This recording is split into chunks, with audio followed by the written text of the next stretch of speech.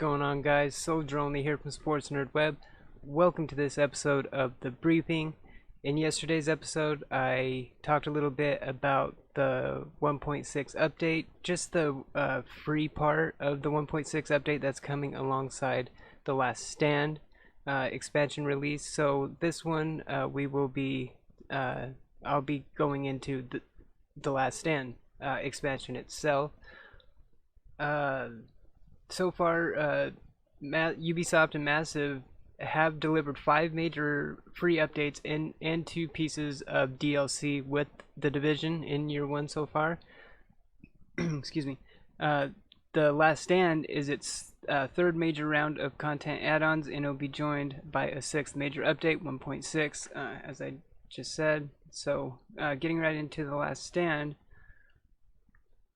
the Last Stand mode itself is, it says here, you and your squad must prepare to defend against a relentless foe. The video announcing the contents of the season pass began earlier this year. The trailer went on to say that gamers will need to recruit allies and enhance their defenses to withstand the onslaught. The Last Stand expansion details published on the Division blog by Massive on January 19th gives that early trailer some context. It turns out that The Last Stand is the name of an all-new game mode. In the Last Stand mode, players will team up with 7 other players of the game, and they'll be tasked with defending data, caching, and mission-critical information from another set of 8 players. Only 4 players in a team can be matched up. Everyone else has to have gone through the game's matchmaking system. How well you performed in recent matches decides who you're paired with. So it looks like there's going to be some sort of matchmaking to it. So it looks like that you can have up to 4 players in a party, and then the remaining 4 of the team is just match made. So that makes it 8 versus 8. So it's a 8v8 mode. It sounds a lot like a control point kind of match type. Last Stand matches end when one of the teams has amassed enough of the critical data that both teams are battling for. Though it takes place in the Dark Zone, there are now rogue agents to contend with. To be clear, agents controlled by real humans aren't the only enemies lurking in the Last Stand expansion. Computer-controlled characters are still lurking behind every corner and building. As you kill them, you get rewarded with tech and currency that allows you to unlock boosts.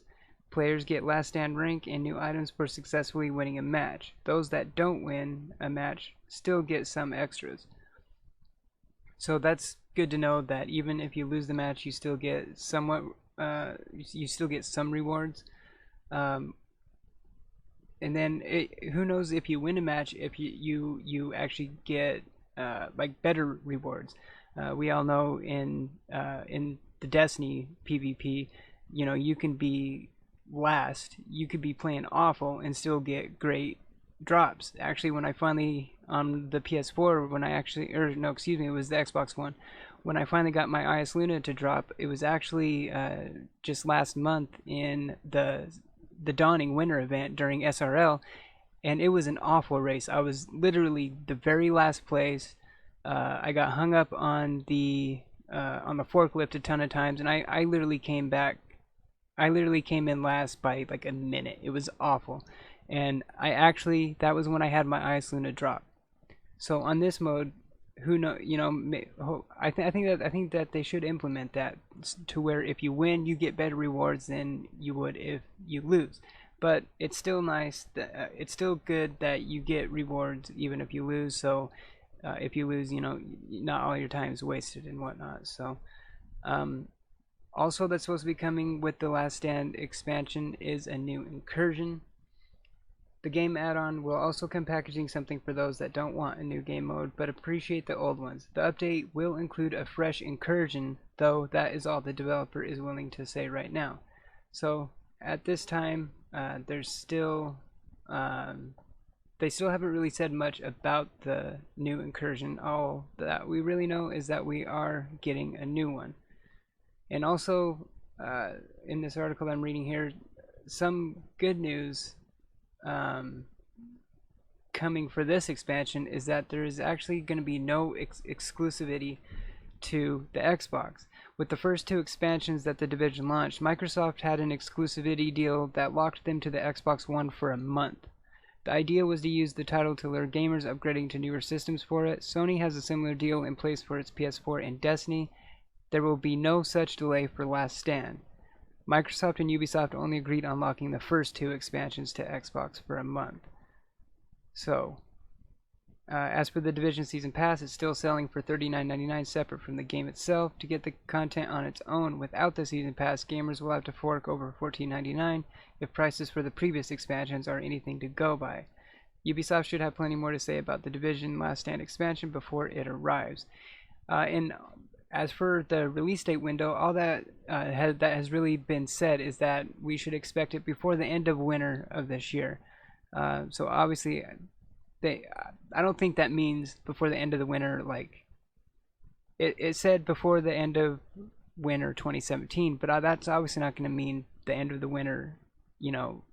The winter that starts at the end of this year. I'm pretty sure it's at the end of the winter that we're in right now. So I think it's pretty safe to say that we should expect it definitely, probably within the next 2 months, I would say at least. But it is on the Ubisoft PTS servers right now, going through testing.